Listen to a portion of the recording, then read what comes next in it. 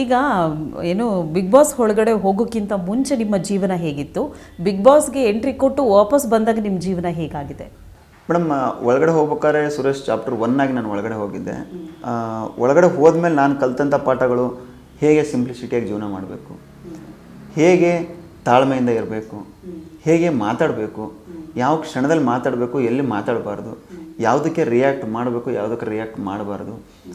ಮತ್ತು ಪ್ರತಿ ಸಲ ನನಗೆ ವೀಕೆಂಡ್ಗೆ ಸುದೀಪ್ ಸರ್ ಒಬ್ಬರೇ ಬರ್ತಾ ಇದ್ದದ್ದು.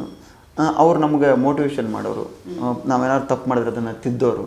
ಅದನ್ನು ತಿದ್ದುಕೊಳ್ಳೋಂಥ ಗುಣ ಮನಸ್ಥಿತಿ ನಮ್ಮಲ್ಲಿ ಇರಬೇಕು. ಆ ಥರ ಇದ್ದರೆ ನಾವು ಜೀವನದಲ್ಲಿ ಮುಂದೆ ಬರೋಕ್ಕೆ ಸಾಧ್ಯ. ಇಲ್ಲ ಅಂದರೆ ದೊಡ್ಡ ವ್ಯಕ್ತಿಗಳು ನಮ್ಗೆ ಏನಾದ್ರು ಒಂದು ಸಂದೇಶ ಕೊಟ್ಟಾಗ ಅದನ್ನು ನಾವು ತಿದ್ದುಕೊಳ್ಳಿಲ್ಲ ಅಂದರೆ ನಾವು ಜೀವನದಲ್ಲಿ ಮುಂದೆ ಬರೋಕ್ಕೆ ಸಾಧ್ಯ ಇಲ್ಲ ಮೇಡಮ್. ನನಗೆ ಪ್ರತಿ ಸಲನೂ ಸುದೀಪ್ ಸರ್ ಬಂದಾಗ ತುಂಬ ಚೆನ್ನಾಗಿ ಮೋಟಿವೇಶನ್ ಮಾಡೋರು.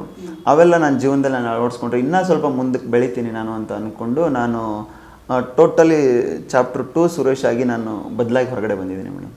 ಇನ್ನು ಈಗ ಮುಂಚೆ ನೀವು ಬಿಗ್ ಬಾಸ್ಗೆ ಹೋಗೋಕ್ಕಿಂತ ಮುಂಚೆ ಕೆಲವೊಂದು ಸೀಸನ್ಗಳು 10 ಸೀಸನ್ ಆಗಿದೆ, ಅದನ್ನು ನೋಡ್ತಿರ್ತೀರಾ, ಪ್ರೇಕ್ಷಕರಾಗಿ ನೋಡ್ತಾ ಇದ್ರೆ ಇವತ್ತು ಸ್ಪರ್ಧಿಯಾಗಿ ಒಳಗಡೆ ಹೋಗಿದ್ದೀರಾ.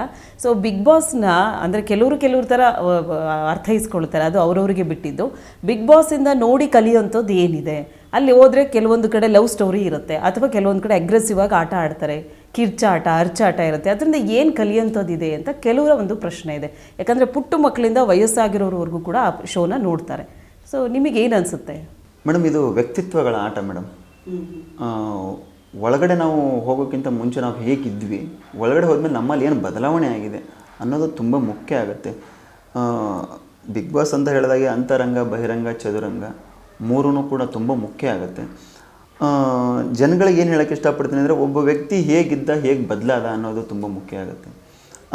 ಅವ್ರ ವ್ಯಕ್ತಿತ್ವನ ಏನಾದ್ರು ಬದಲು ಮಾಡ್ಕೋಬೋದಾ, ಮಾಡ್ಕೊಳಕ್ಕೆ ಆಗಲ್ವಾ, ಆ ವ್ಯಕ್ತಿ ಕೊನೆವರೆಗೂ ಇರೋದು ಹಾಗೇನಾ ಅನ್ನೋದು ತುಂಬ ಮುಖ್ಯ ಆಗುತ್ತೆ. ಅದರಲ್ಲಿ ಸುಮಾರು ಜನ ಅವ್ರ ವ್ಯಕ್ತಿತ್ವನ ಬದಲು ಮಾಡ್ಕೊಂಡಿದ್ದಾರೆ, ಸುಮಾರು ಜನ ಅವ್ರ ವ್ಯಕ್ತಿತ್ವನ ಹೇಗಿದ್ದೀನಿ ಹಾಗೇ ಇರ್ತೀನಿ ಅಂತಲೂ ಅಂದ್ಕೊಂಡಿದ್ದಾರೆ. ನಾನು ನನ್ನನ್ನು ಬದಲು ಮಾಡಿಕೊಂಡು ಹೊರಗಡೆ ಬಂದಿದ್ದೀನಿ ಮೇಡಮ್. ಸೊ ಹಾಗಿದ್ರೆ ಕಂಪ್ಲೀಟಾಗಿ ಮುಂಚೆ ಹೋಗಿದ್ದಂಥ ಗೋಲ್ಡ್ ಸುರೇಶ್ ಅವ್ರಿಗೂ ಈಗಿನ ಗೋಲ್ಡ್ ಸುರೇಶ್ ಅವ್ರಿಗೂ ಬದಲಾವಣೆ ಅಂತೂ ಆಗಿದೆ ಅಂತ ಹೇಳ್ತೀರಾ? ಮೇಡಮ್, ತುಂಬ ಬದಲಾವಣೆ ಆಗಿದೆ. ಏನಂದರೆ, ಒಂದು ಪೇಷನ್ಸ್ನ ಕಲ್ತಿದ್ದೀನಿ, ಮಾತಾಡೋ ಶೈಲಿ ಕಲ್ತಿದ್ದೀನಿ. ಯಾಕಂದರೆ ನಾನು ಮಾತಾಡಬೇಕಾದ್ರೆ ಮುಂದೆ ಯಾರೋ ಮಾತಾಡ್ತಾ ಇದ್ದಾರೆ ಅಂದರೆ ನಾನು ಅವ್ರಿಗೆ ಅವಕಾಶನ ಕೊಡ್ತಾ ಇರಲಿಲ್ಲ. ನಾನೇ ಮಾತಾಡಬೇಕು, ನೀವು ಕೇಳಬೇಕು ಅನ್ನೋ ಥರ ಇತ್ತು. ಈಗ ಫಸ್ಟು ನೀವೇನು ಹೇಳ್ತೀರ ಹೇಳಿ, ಕೇಳಿಸ್ಕೊತೀನಿ, ಅದಕ್ಕೆ ನಾನು ರಿಯಾಕ್ಟ್ ಮಾಡ್ತೀನಿ ಅಂತ ಕಲ್ತಿದ್ದೀನಿ. ಆಮೇಲೆ ಎಷ್ಟು ಸಿಂಪ್ಲಿಸಿಟಿಯಾಗಿ ಜೀವನ ಮಾಡಬೇಕು ಅನ್ನೋದನ್ನು ಸುದೀಪ್ ಸರಿಂದ ಕಲ್ತಿದ್ದೀನಿ. ಪ್ರತಿ ವೀಕೆಂಡಲ್ಲಿ ಸುದೀಪ್ ಸರ್ ಬಂದಾಗ ಹೇಳೋರು, ನೀವು ಸುರೇಶ್ ಎಷ್ಟು ಲಕ್ಷಣವಾಗಿ ಕಾಣ್ತೀರಾ ಸುರೇಶ್ ನೀವು. ನಾನು ಗೋಲ್ಡ್ ಹಾಕ್ತಾ ಇರೋ ಟೈಮಲ್ಲಿ ಅವ್ರ ಬಾಯಿಂದ ಬರ್ತಾ ಇರೋದು ಒಂದೇ ಪದ, ಎಷ್ಟು ಲಕ್ಷಣವಾಗಿ ಕಾಣಿಸ್ತಾ ಇದ್ದೀರಾ ಸುರೇಶ್ ನೀವು ಅನ್ನೋರು. ನಾನು ಅವಾಗ ಅನ್ಕೋತಾ ಇದ್ದೆ, ಎಲ್ಲಪ್ಪ ನಾನು ಈ ಥರ ಎಲ್ಲ ಗೋಲ್ಡೆಲ್ಲ ಹಾಕಿದಾಗ ಎಲ್ಲೋ ಒಂಥರ ಒಳ್ಳೆ ರೌಡಿ ಡಾನ್ ಥರ ಕಾಣಿಸ್ತೀನೇನೋ ನಾನು, ತುಂಬ ಹಾರ್ಡಾಗಿ ಕಾಣಿಸ್ತೀನೇನೋ ನಾನು ನೋಡೋರ ಕಣ್ಣಿಗೆ. ಅದೆಲ್ಲ ನನ್ನ ಮನಸ್ಸಿಗೆ ಬರ್ತಾಯಿತ್ತು.